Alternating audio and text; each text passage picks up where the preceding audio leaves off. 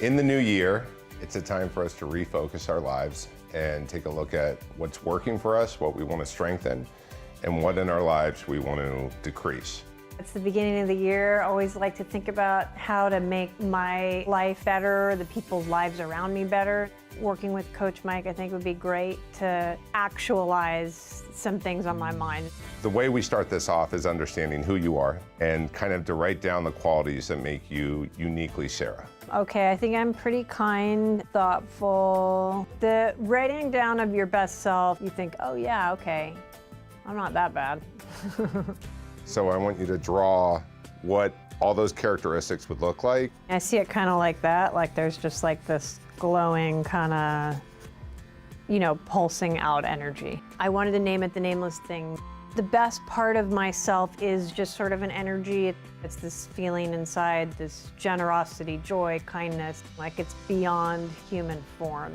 What % of the time would you say you are in this place in your life? It's like I'm in that space mixed with some self-doubt, picturing the worst case scenario. I'm confident enough to get things done in my life, but there are times where this self-doubt will start running, telling me why I'm not doing a good enough job. When was the last time you had self-doubt?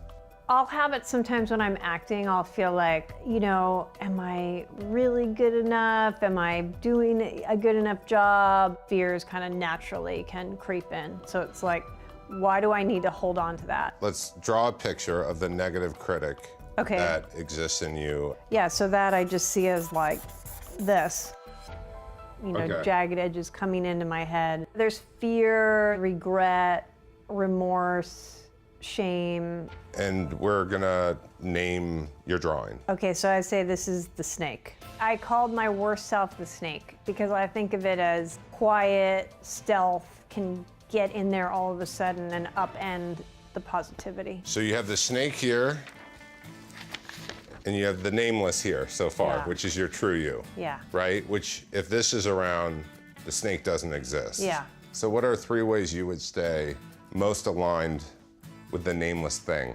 Well, I would say maybe I could listen to music, but also keep this picture in mind while I do it. Because when I'm connected to the joy, it's great. How many kids do you have? 3. And do you have any jewelry that symbolizes family?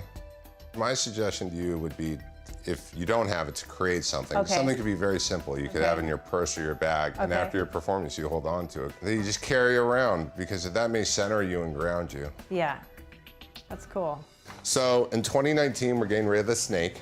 It doesn't serve us. Yeah. And we are going to be empowered with the nameless thing. We're going to listen to music that empowers us to be our true self. You're going to get something that represents your children, so that anytime you're feeling insecure, you can hold on to that. And you're gonna start to visualize how to be your best self, which you have named the nameless thing. That's right. In all of your affairs, whether it be work or your personal life. Yeah. I'm excited to implement the things we talked about, but I realize you can apply it to a million things. This is really cool. I could actually go through this whole list and just start applying these techniques to anything. It's nice to meet you. Great to meet you. You Thank too. you so much. Thank you.